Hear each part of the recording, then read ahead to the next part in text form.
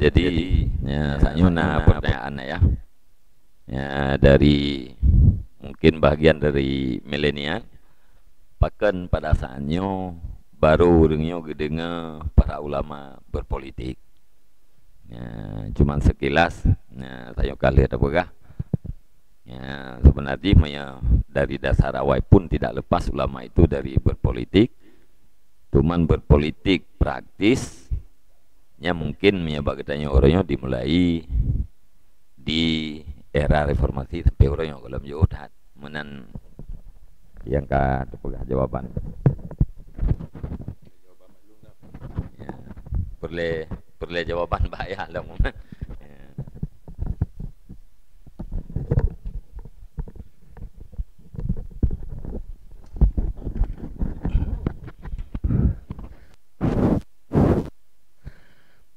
Ayo langsung aju sepintas.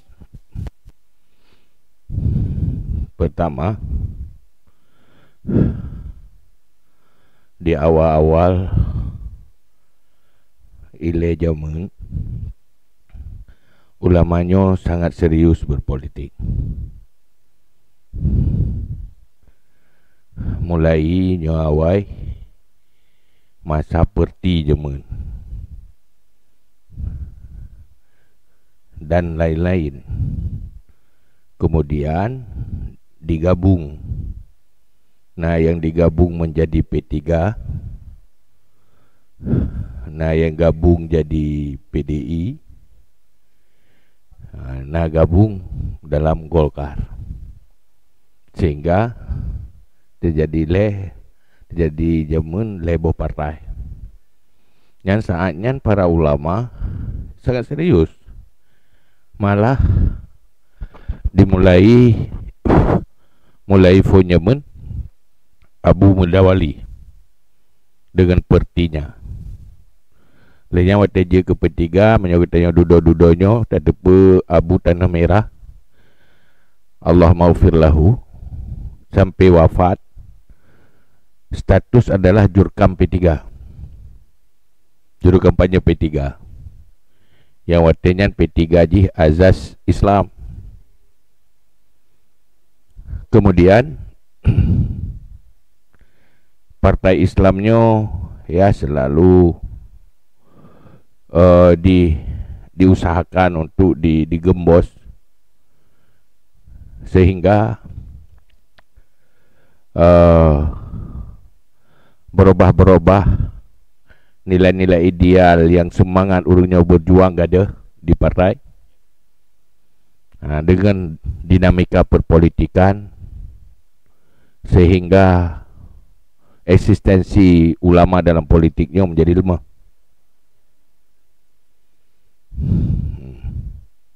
Sehingga di masa reformasi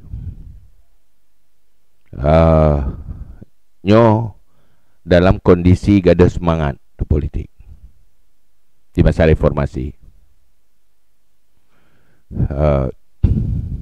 Kemudian pertanyaan uranya pegang kejut kati mau semangat dalam politik.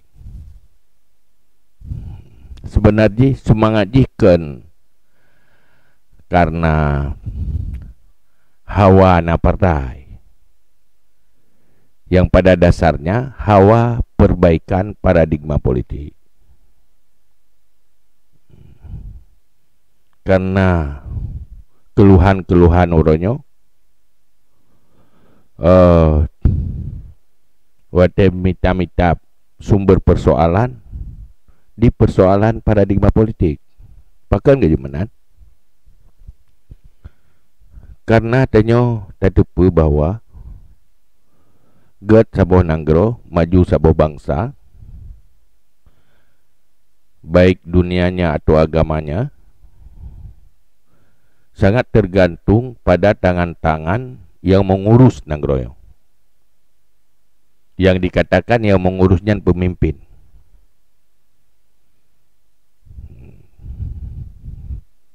Mulai dari tingkat teratas sampai ke bawah.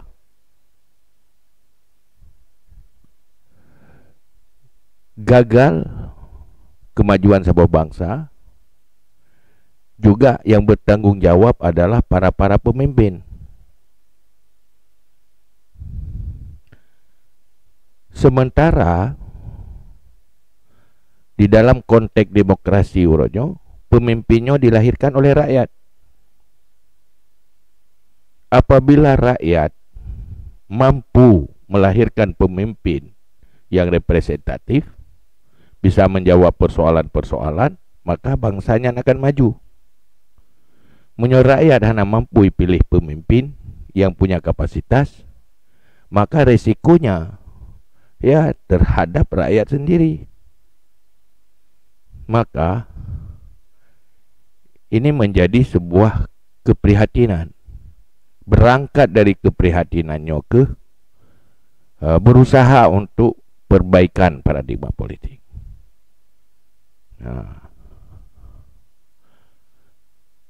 Tapi nyan maru batas usaha berhasil hakikatnya ba Allah, tapi harus kita berusaha dengan cara-cara yang benar.